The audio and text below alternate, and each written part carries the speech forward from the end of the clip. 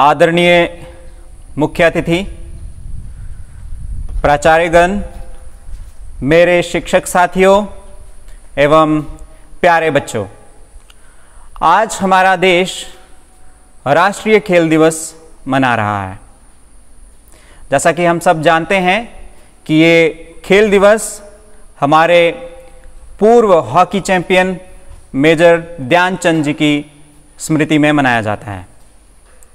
आप जानते ही हैं कि मेजर ध्यानचंद जी एक हॉकी के दिग्गज और जादूगर माने जाते थे। उनका जन्म 29 अगस्त 1905 में उत्तर प्रदेश के इलाहाबाद में हुआ था। बच्चों, इस समय हमारा देश कोरोना के चलते लॉकडाउन के दौर से गुजर रहा है। हम देख रहे हैं कि इन दिनों बहुत सारी जो बाह्य खेल हैं उनकी गतिविधियां बाधित हैं। हम लोग घरों में ही हैं और घरों में ही छोटे छोटे खेल जो हैं वो खेल रहे हैं। चलिए हम थोड़ा सा गहराई में उतरते हैं और देखते हैं कि खेल हमारे जीवन में कहाँ से शुरू होते हैं।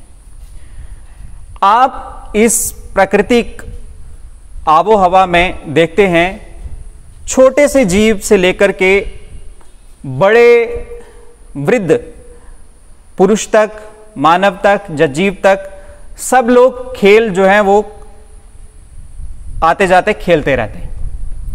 हर दिन कोई ना कोई खेल हमारे जीवन में एक नया रंग लाता है। खेलों से हमारे जीवन में एक नई उमंग पैदा होती है। आप देखते होंगे कि हम बचपन में जब छोटे छोटे रहते थे तो उस दौर में हम अपने घरों में ही छुपना छुपाई खेलते थे। हम दरवाजे के पीछे छुप जाते थे, बाकी वाले हमें ढूंढते थे और ढूंढते ढूंढते जब वो हमें पकड़ते थे और जब पकड़ते थे तो पकड़ने वाले के जो मुंह पर जो एक खुशी रहती है, वो खुशी यदि हम कैद कर लें तो कितना आनंद वाला वो समय रहता है। बचपन से हमारे जो खेल हैं वो शुरू होते हैं।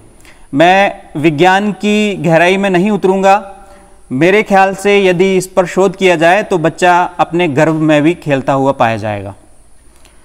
इसके बाद हमारे जीवन में अनेकों छोटे छोटे खेल आते हैं। जैसे हमारे देश में गिल्ली डंडा आ जाता है और छोटे बच्चे आप देखते होंगे धरती के ऊपर चित्र बना करके फिर एक टांग से कोई अलग खेल खेलते हैं, कंचा खेलते हैं।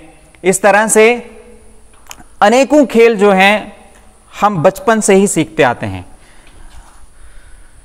ये तो थे घर के खेल जिन्हें हमने बचपन में खेला। तो अब हम आ गए हैं स्कूल में। तो स्कूल में हमें जो खेल हैं वो उनके विषय में बताया जाता है, उनकी डेफिनेशंस बताई जाती हैं, खेलों के महत्व के बारे में बताया जाता है। बढ़ा चढ़ा करके हमें बहुत सारे जो खेलों के दिग्गज लोग हैं उनके विषय में बताया जाता है। ये हमारे पास एक लिटरेचर रहता है, उसके साथ में हमें प्रैक्टिकल के लिए मैदान दिए जाते हैं। हम उन मैदानों में उतर करके अपने प्रतिभाओं को प्रदर्शित करते हैं। जब प्रतिभाओं को प्रदर्शित कर रहे होते हैं तो हमें हौसला अफजाई के लिए पुरस्कार मिलते हैं, हमारे लिए तालियां बजती हैं। इस तरह से हम दिन प्रतिदिन अपने खेल में सुधार करते हुए अपने माता पिता का, अपने राज्य का और अपने देश का नाम जो है अंतर्राष्ट्रीय पटल पर लेकर चले जाते हैं। इस समय आप देखते होंगे कि अंतर्राष्ट्रीय स्तर पर हमारा देश भारत एक अपना अलग स्थान रखता है खेलों के विषय में। वो क्रिकेट हो, वो वॉलीबॉल हो, वो फुटबॉल हो, वो हॉकी हो, या ओलंपिक्स की बहुत सारी गेम्स हैं, उन सब गेम्स में भारत देश की एक अलग सी पहचान दिन रात बदलती जा रही है। और हमारे देश में ऐसी अनेकों स्कीम्स जो हैं वो भी खेलों को लेकर के हर दिन बनाई जा रही हैं। और सबसे ज़्यादा जो महत्व की बात है, जैसा कि हम लोग जानते हैं कि एक स्वस्थ शरीर में एक स्वस्थ मन का वास होता है। और स्वस्थ शरीर जो शरीर है ये इसका खेलों से सीधा संबंध है। आपने संस्कृत में सुना होगा, एक पंक्ति है, शरीर माध्यम खलु धर्म साधनम। वहाँ धर्म के लिए हमें शरीर की जो है वो जैसे जिस तरह से बहुत आवश्यकता होती है, उसी तरह से ही खेलों के लिए भी हमें शरीर जो है वो आदि है। पहले शरीर, उसके बाद ही खेल खेले जाते हैं। बच्चों, हमारे देश में इस समय भी माननीय प्रधानमंत्री श्री नरेंद्र मोदी जी द्वारा फिट इंडिया मूवमेंट जो है वो चलाई जा रही है, जिसके लिए हर दिन आपको कोई ना कोई जो गतिविधि है वो करनी है।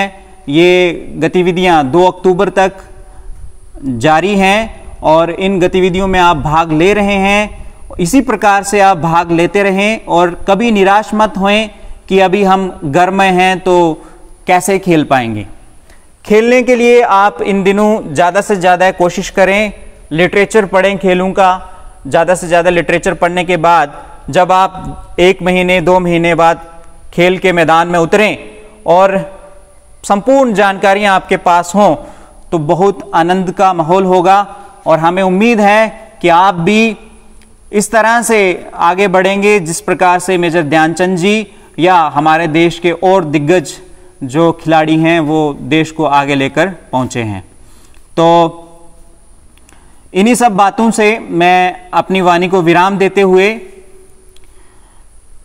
आपको यही संदेश देना चाहूँगा कि आप अपना जो खेल है उसको उसमें रुचि लेकर के दिन रात उसका अध्ययन करें, उसको पढ़ें और खेलों के साथ साथ बाकी जो गतिविधियां हैं, जो पाठ्य गतिविधियां हैं, उनको भी ना छोड़ें, उनको भी हमेशा पढ़ते रहें और अपने देश का नाम रोशन करें।